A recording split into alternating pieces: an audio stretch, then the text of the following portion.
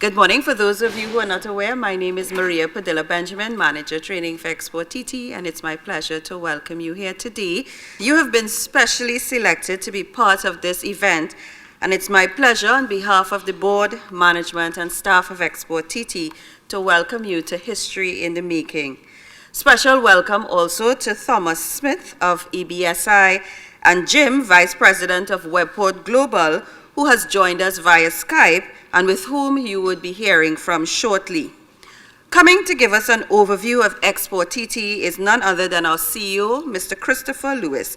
Please join me in welcoming Mr. Lewis. Good morning and welcome. Our chair hasn't arrived as yet, but Director Adrian Singh, member of the board of Export TT.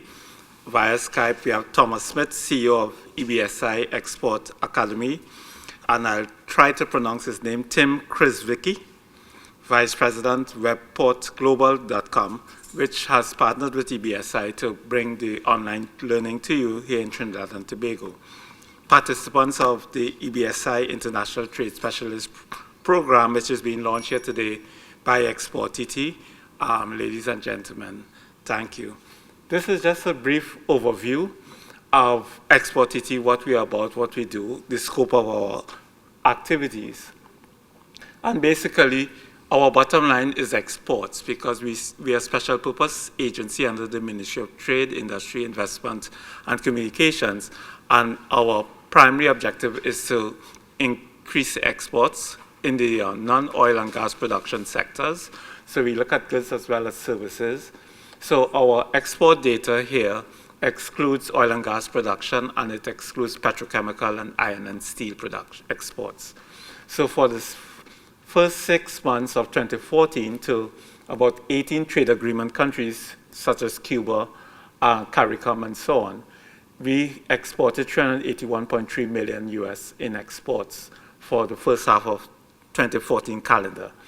Our estimate for the first half in total manufacturing exports, excluding those exports which I mentioned, is about 715 million US dollars in exports, which puts us close to achieving our objective for the year of 1.5 billion, which is the objective we set in the strategic plan. In terms of direct export sales, where we had a direct impact in missions and trade shows, we have been tracking those exports generated by those missions, and we generated 843,000 US dollars in exports was generated by exporters who attended the missions and trade shows led by Export TT so far.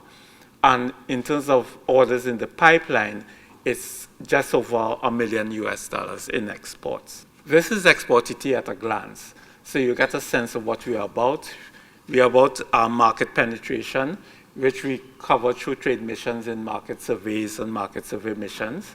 We did, for example, 4 market survey missions this year, and we plan to do 3 for fiscal 14-15. Our fiscal year starts in October to September, which is the government fiscal period. We took part in 5 trade shows, and we have 4 planned for next year. I could mention here too the FIHAV trade show, which would be in November, first week of November, and I know some exporters here, I've been having talks with them, Sasha and Chemtrax and so, to participate in the FIHAV, because there are good business opportunities there for them, which came out of the Inward Buyers Mission, which is the next item, which was the first mission of its type that we did last month at the Hilton, where we brought 16 buyers from about 8 countries to meet with 35 exporters. It generated about 192 meetings, and we had EMRs, our research center grimaces when I say hot lead, but we had about 27 hot leads arising from that Inward Buyers Mission. So those are leads that you expect to do business with. There were other leads generated which you'll have to work the customer, but there were 27 very strong prospects which are being worked on. Actually, during the Inward Buyers Mission, some manufacturers were asked to come back for a second meeting. So that was an indicator of how successful that InBuy TT was. The other information is about the level of exporter training we do, research requests, and our capacity building programs, where we try to make sure our exporters are internationally competitive. At the end there, you notice we have new cottage food and beverage exporters. We're very proud. We have a comprehensive cottage producer export development program, and that started, I think, in 2013, where we started with a retail survey to find out, well, who's selling in the market, supermarkets that we don't know about. So we were looking for brands other than Blue Water and Jaleel and, the common brands. We were looking for the perfect peppers and those that may not have such brand recognition. And we're working with companies such as that to bring them to export readiness. And we've actually generated 2 consistent exporters out of that program so far. And we hope to generate 6 next. So I mentioned our strategic objectives already in terms of the export growth, diversifying exports, enhancing capacity to export goods and services, and to strengthen our stakeholder relationships with entities such as the TTMA, Trinidad and Tobago Chamber of Commerce, where we are this morning, AmCham, and Energy Chamber. And we intend to achieve these objectives by these 4 pillars: capacity building programs, market access, helping to create an export enabling environment to facilitate exports. So, for example, we're very involved with the SEW implementation program of the Ministry of Trade, where you can electronically register your exports. It's taking you 10 minutes, where before it would take you a couple hours when it was manual. So this is the type of progress, and we're working towards making that even faster, so you don't even have to come and collect your stuff, but you will just get an electronic information which will be accepted in CARICOM. So that's the direction we're trying to go in. Differentiation is important part of work for us, and our cottage program is an example of that, because for the long-term sustainability of Trinidad and Tobago's exports, you need to stand out from the rest of the world. And the companies such as those cottage producers are excellent examples of that level of differentiation. And for those companies who are already in business and experience and so on, new product development has to be part of the language that you speak, because we can't just keep selling the same thing every year. We have to have that investment in R&D, and Export TT will support your efforts as best as we can. Now, this slide indicates how we do what we do. We conduct a lot of research and surveys. I'm sure exporters here must have answered at least about 5 surveys from Export TT in the past year. And we know it takes time from you to answer it, but it helps to make us more effective, because what we do then is based on survey information. It is targeted, it is focused. We're not in a silo doing our own thing and thinking we're helping exporters. We're getting direct feedback from you, the exporters, and fashioning our programs to meet your expectations and to meet your requirements. So customer engagement is important. Our employees are critical, because we are a small company, maybe about 60 members of staff, and they have to reach hundreds of goods manufacturers and thousands of service manufacturers. So we need quality personnel. We need to make sure that they're properly incentivized. We need to make sure that they're properly developed so that they could impart their knowledge to you, the exporters.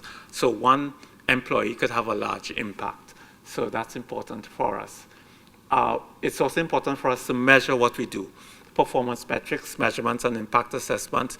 We do very detailed analysis. For example, from the eBSI, which we just held in September, we did about 5 surveys. So just give you a sense of how we go about what we do. It's not just about saying, okay, we had a good program and end it there. So we survey the exporters, we survey the buyers, we survey the leads generated from exporters. We are surveying the leads generated from the buyer's end. We survey the cottage producers who were there outside in the corridor, and we survey the employees who took part in the eBSI to see, well, what did you learn? What would you change? What did you like? What didn't you like? And all of that will help inform us for the next one to make it even bigger and better. So that's part of how we do things.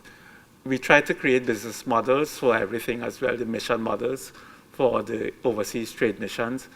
We are adapting online technologies as far as we can, and this program this morning that we are launching is an example of that, because Maria has an excellent suite of programs where we provide training for 1 day, half day, and so on.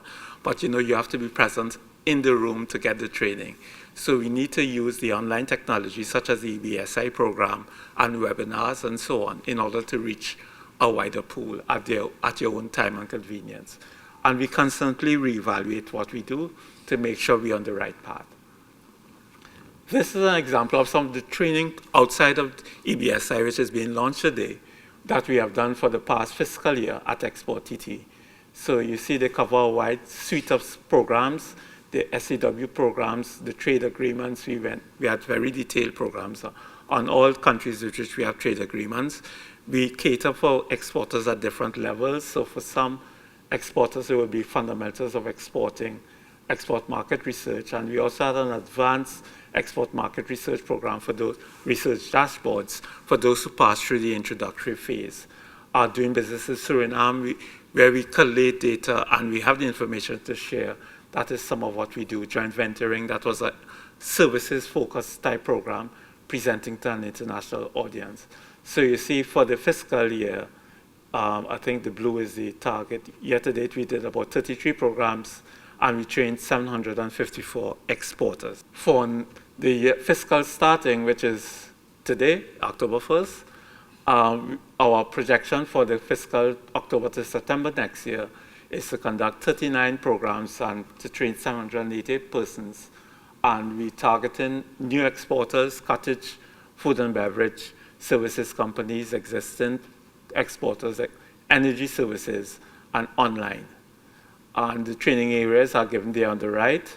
And out of this training, we hope we'll get increased exporter competitiveness, we'll develop new exporters, and we'll increase access to new markets. To support the training programs, we also conduct capacity building programs, which is more consultant-based interventions, where consultants will be assigned to your company to help bring you up to speed, whether it is good manufacturing practices, whether it is ISO 9001 or some other ISO standard relevant to your company, whether it is HACCP. And our target for next year is to do capacity building for 50 such companies and 14 companies in HACCP.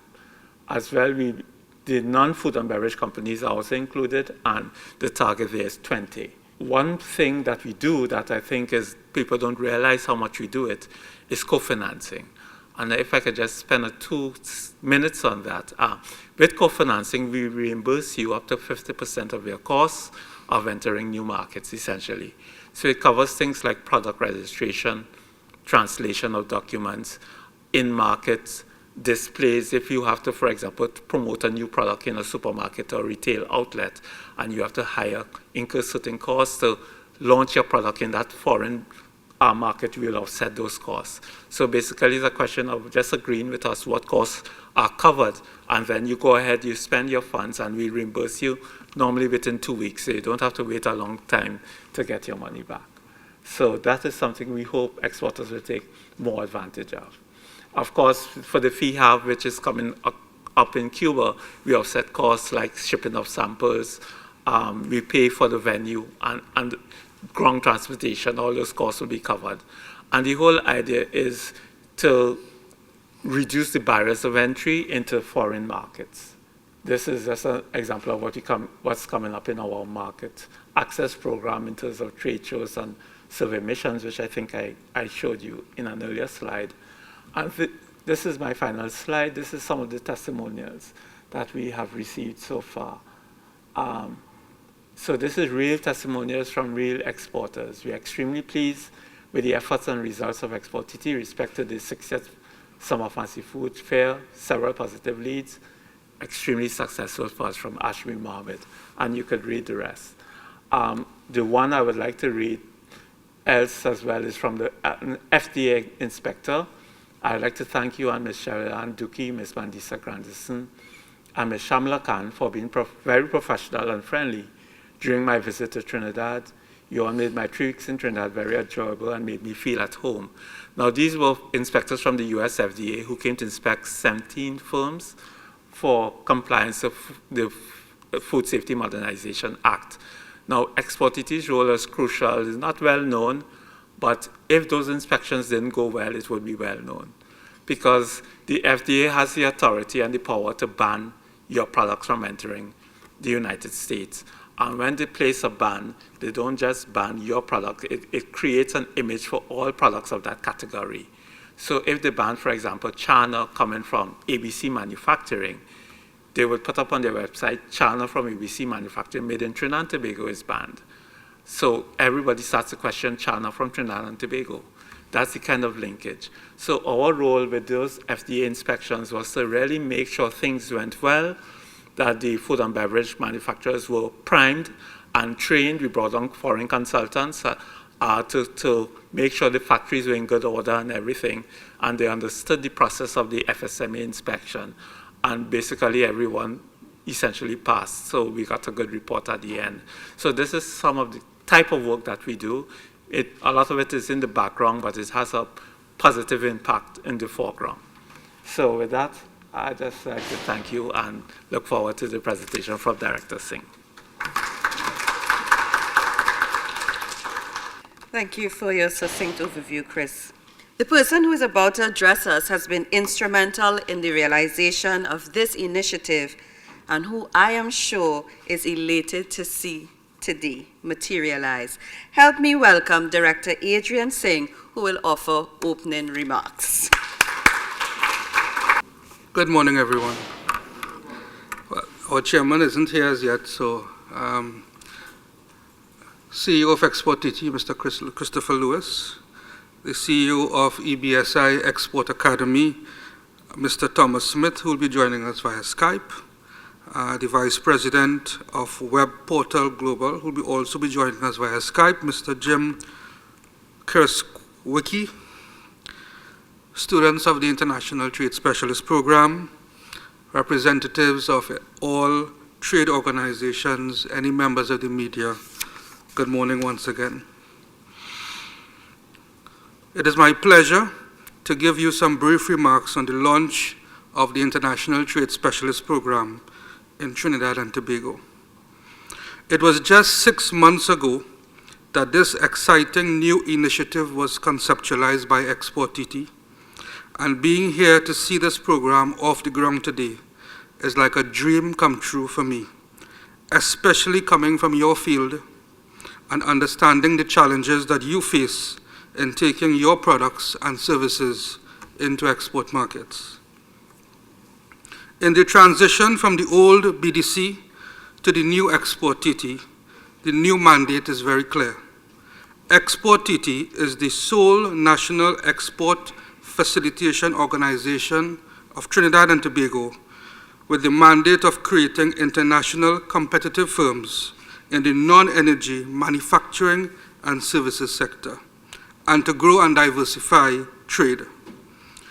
Based on this mandate, Export TT's activities have become very, very focused in 4 critical areas: export growth and diversification, increase in the international competitiveness of exporters, development of new exporters, expansion of new markets.